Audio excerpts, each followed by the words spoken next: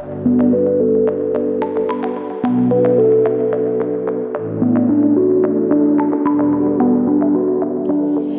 everyone, welcome back to my channel. So today I have a haul for you guys. It is going to be on some stuff that I picked up recently from MAC and Sephora. There are some new and exciting launches that happened within the past couple weeks that I definitely want to share with you guys. So please stay tuned for the video, and yeah, leave your comments and let me know what you guys think. What have you picked up? What have you skipped? What do you think I should pick up on my next buying trip and all that good stuff? So let's get started with this haul, okay?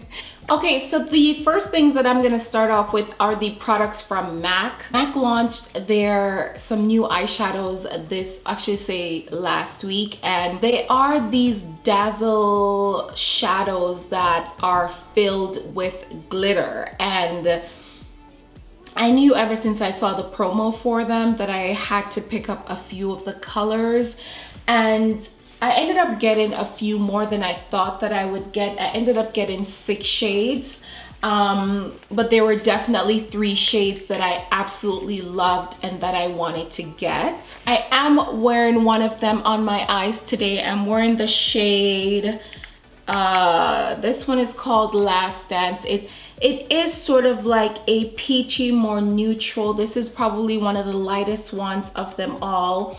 And it has a purple pinky, a very light purple pinky golden duochrome to it. I find that with these that you do need a base in order for them to stick to the lid. But you know, once they're on, they're very, very pretty. The next one is called Fast, Slow, Fast. And this one is sort of like a golden copper base with, it's sort of like a golden copper base with gold sparkles in it. Next, we have this one here. I haven't actually gotten a chance to experiment with this one. It is called Let's Roll. It's a beautiful pinky coppery shade. This is the one that actually surprised me in terms of, you know, deciding to pick up the shade. But once I got to the store and swatch it, it's absolutely gorgeous. It's such a beautiful shade. And then next we have Feel the Fever, which this one is sort of like a charcoal grayish bluish background with purple and I think, yeah, with purple sparkles to it. The other one is I would say a charcoal duochrome blue-ish color with golden sparkles in it. And I actually want to do one where I'm actually doing a live swatch for you guys, because I think a lot of people are saying that these are a little hard pressed, like the pressed pigment from MAC. But I would say as long as you're not pressing too hard on it, you're kind of skimming the surface of it, then these are absolutely beautiful. I've also heard them being compared to the ColourPop eyeshadows, and I think these are very, very different from ColourPop. Maybe not extremely different, but I just think that they're very different. The only thing they have in common with the ColourPop eyeshadows is that they have glitter in it.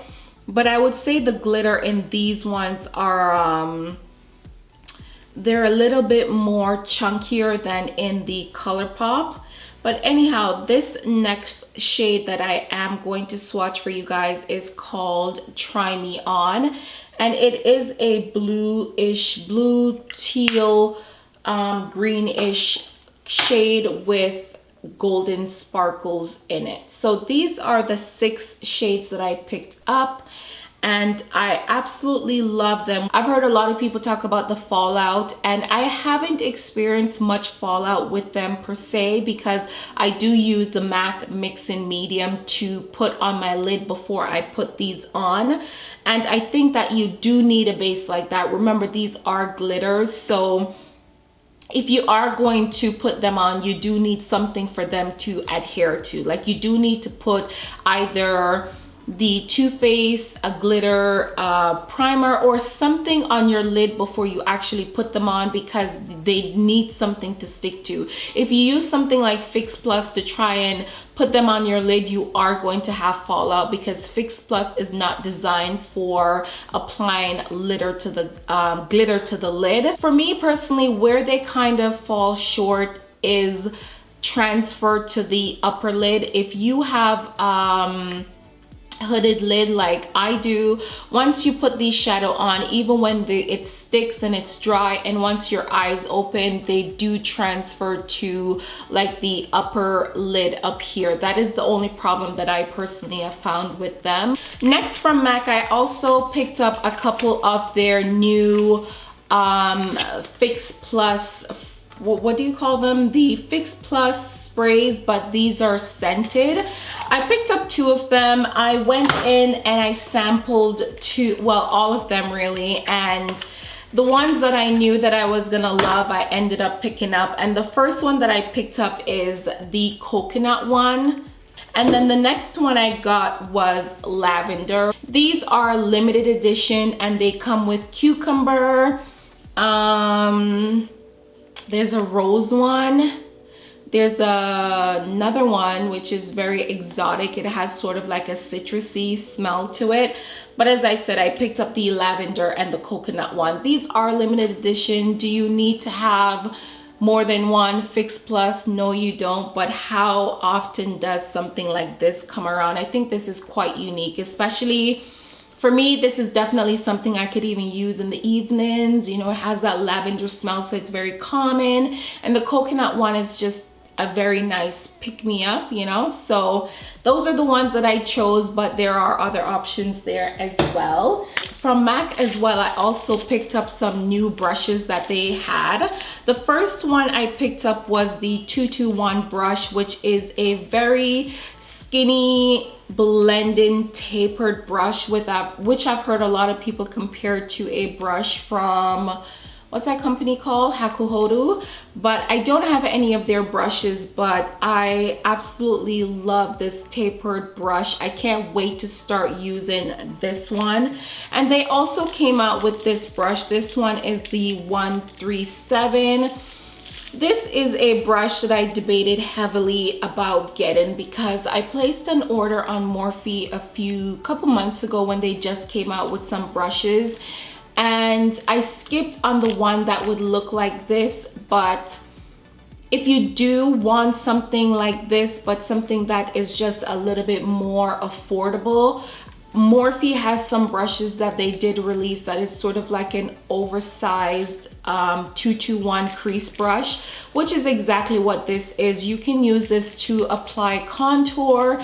You can use it to apply, I wouldn't use this to apply blush, to be honest with you. I like something a little bit more firmer for blush, but I can definitely see this being very beautiful for applying highlighter as well. So contour and highlight, I think this brush would be perfect for, and it's such a unique brush. So it's not every day, once again, MAC comes out with some new brushes, and they're new and they're different. And if you are into makeup, if you are always looking for tools to improve on what you do, these are things that are going to excite you, because the tools in makeup are very, very, very important. So something like this will probably give you an effect that you've never had before. So I definitely think that investing in some good brushes is a plus.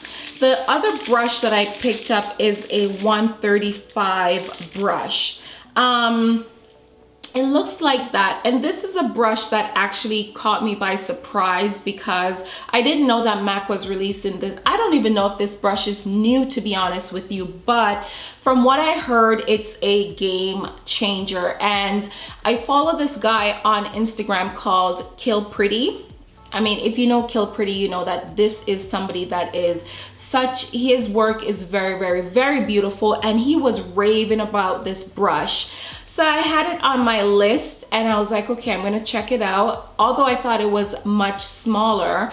And when I went to MAC, the girl that was helping me was like, you know what, let me check if we have that brush, because the moment it came in, we all bought them. So let me check. So it turned out that they had only one left in stock. So I ended up picking it up. I don't know exactly what I'm going to use this brush for, but I think this is going to be a beautiful contour brush. It's very, very, very soft. So this is the type of brush that I love. These are brushes that is so perfect to brush away powder. It's so perfect to blend lines, like say your contour and your highlight, to diffuse those lines, because it's not going to disrupt the product that you have underneath. It's not going to disrupt the foundation. It's not as soft as the 137 brush, you know what I mean? So this one is very, very, very soft. So this is like for, as I said, applying very softly. This has a little bit more pressure to it because it's a little bit more denser. So as I said, it would be perfect in my opinion to like diffuse lines if you do want to use this as a blush brush or even a contour brush as well. So I would say it's definitely multifunctional. And I can't wait to start, you know, using them and be able to tell you guys more about it. But for now, seeing what they are, feeling them, these are definitely some of the purposes that I think that they would be perfect for.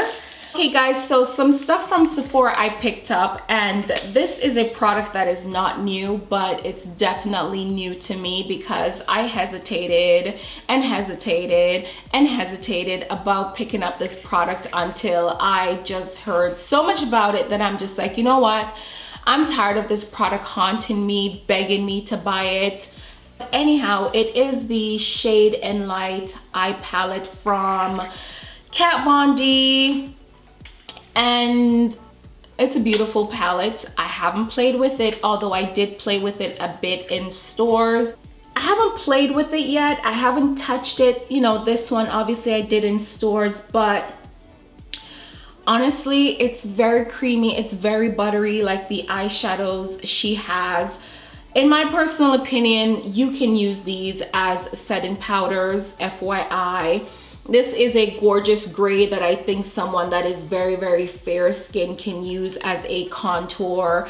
This has a nice peachy background that, you know, someone that is, you know, probably a little bit deeper than I can use as a under eye powder. And this is a nice yellowish powder that everybody goes crazy over in the Kat Von D Shade and Light palette.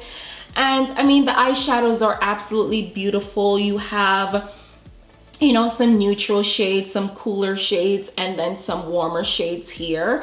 I love it. It's just one of those things that I kind of went back and forth on for so long, and it kept taunting me for so long that I ended up picking it up. My newest obsession in building a collection, to be honest with you, has been Makeup Forever Artist shadows. I do have a lot of them, but ever since I saw the Fancy Face and she did her video where she swatched like 500, no, not 500. She literally swatched pretty much maybe over half of the collection of these Makeup Forever Artist shadows. I did pick up a few of them that I want to share with you guys. I picked up 6 of them because when you buy them in threes, they're so much more affordable than if you buy them individually or as a duo. So I picked up 3 of the shades, and I picked up 3 diamond shades and 3 matte shades. And they come in these little, you know, pods, and you get a little trio to kind of pop them in. First one is M546, and I'll pop it in this little palette here so that we can see how they look after. The second shade I picked up was M534, which is this beautiful peachy-ish shade. And the last shade that I picked up as a matte is M656. This is a beautiful shade, and I think this is one that will be gorgeous on a lot of skin tone. It is sort of like a warm brown shade.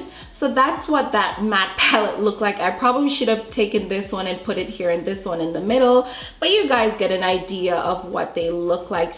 The other 3 shades that I did pick up are diamond finishes, and guys, these are by far, well, not by far. I can't decide if I love the matte shades more, but The diamond shades are absolutely beautiful in these Makeup Forever shadows. So this shade is called D316, and this is a beautiful light green with like silver and gold glitter in it. I don't know if you guys could see that. It's so light, maybe like that.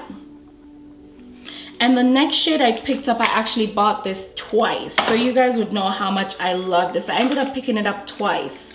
I bought it twice and I had to return one of them. This one is D716. This one is a neutral peachy golden beige-ish shade, and it looks like that. I don't know, I hope I can, you know, pick up the true color of these shades because they're very, very light, and you know, they're light diamond shade. This one is another diamond shade. This one is D200. This one is sort of like a light blue duochrome with like silver glitter in it. So that's pretty much what they look like. This other product is something that another product that I kind of went back and forth with for a very long time. For different reason. For one, I couldn't choose my shade online because they all look white to me. And number two, every time I go into Sephora, I always forget. So I don't know, I went in the other day, I remembered about checking them out, and I ended up picking one up, and it is the Urban Decay Naked Skin Concealer. I've been wanting to pick this up since the VIB sale, but once again, I just couldn't choose a shade online, and the shades in these concealers are so limited. They are very, very, very, very limited, but I ended up going with the shade Medium Dark Warm. They have medium dark neutral as well. I ended up going with the warm for obvious reason. Has a more of a yellowish undertone. To be honest, they look lighter than darker. They look darker once you swatch them than how they would look in the container. So in the container, I feel like they look a little bit lighter, like they all almost look the exact same shade except for the very fairest shade. I will say that the application is very nice. It makes it a lot easier to apply. I will compare it though to my Estee Lauder concealer, which a lot of people don't talk about, but it's actually right now one of my favorite concealers as far as longevity, staying power, and you know, even the color of it as well. And it's thinner than the NARS Radiant Creamy Concealer, and it's better packaging than the MAC Pro Longwear Concealer, because the MAC Pro Longwear Concealer, it reminds me of this texture-wise, but the MAC one, it has a pump, and the pump is not very controlled, so you always pump more product than you actually need. But this one is a little bit more controlled, but the colors are so limited that if you are even probably deeper than NC50, you won't have a shade to match you for a highlight shade. The next thing I picked up, and this is another thing that I picked up that is like every time I go into Sephora, I picked up one of these when it was like a 100-point perk, but am I the only one that doesn't want to spend over $20 on a product to like wash their brushes? Even though this washed my brushes and my beauty blender like that, and I hate doing that so much, that a product that is going to make it easier to get through that horrendous task of washing brushes is just a lifesaver. I just picked it up and I just closed my eyes and did it. But it's sort of like a soap that you literally put your beauty blender on. It washes it spotless in like a second, and it's worth it, but I just didn't want to spend over $20 on it. Anyhow, I picked up a Bobbi Brown highlighter in the shade Bronze. Another product that I've eyed for a very, very, very long time. I have beige and a couple other colors, but bronze was just like always that color that I want to pick up. Such a beautiful shade, but that's what bronze look like. Can we see it? Probably not seeing it because it blends so beautiful with my skin tone, but It's right there. I hope you guys could see it. It's such a beautiful bronzer and I finally picked it up. I feel like I can't do a haul unless I share a fragrance. I feel that way with foundations as well, but I didn't have any foundations to share with you guys and I'm like, oh, I have no foundation. I mean, what is a haul without a foundation to share? But anyhow, the fragrance I'm gonna share with you guys today is Tom Ford's Black Orchid. The reason why I was drawn to this fragrance is because it has a musky quality to it and it's florally. By the way, I think this fragrance has won so many awards from Tom Ford. It's one of their first fragrances and the bottle is absolutely beautiful. I mean, the fragrance is beautiful as well, but I think that this is definitely something that I would wear at night. And it's a fragrance that you can't really place as well. It's very musky, but you can smell that that floral undertone to it, but it's a very strong-ish type of fragrance. And the one that I'm so excited about is called Fondue from Fendi. I think this is one of their newest fragrances, but this is what it looks like. And if you guys are old, I don't know, I know a lot of people love Sex and the City, but I grew up on Sex and the City. I mean, I shouldn't say I grew up on Sex and the City because I was a grown woman watching Sex and the City, but one of the things about the character on that show, Carrie Bradshaw, is that she wore a lot of the Fendi baguettes bag, and the logo on the front here reminds me of. It's a beautiful feminine fragrance, and if you guys have been watching me, you know that one, I love fragrance, and two, I love them very feminine and very florally, and this is absolutely no exception. It has a fresh quality to it as well, like it smells very fresh. This is definitely a fragrance that I could wear, you know, now, you know, where it's summer, it's warm and it's beautiful and it's fresh and it's airy, and it reminds me of Carrie Bradshaw. So that's it, guys. I'll see you in my next video.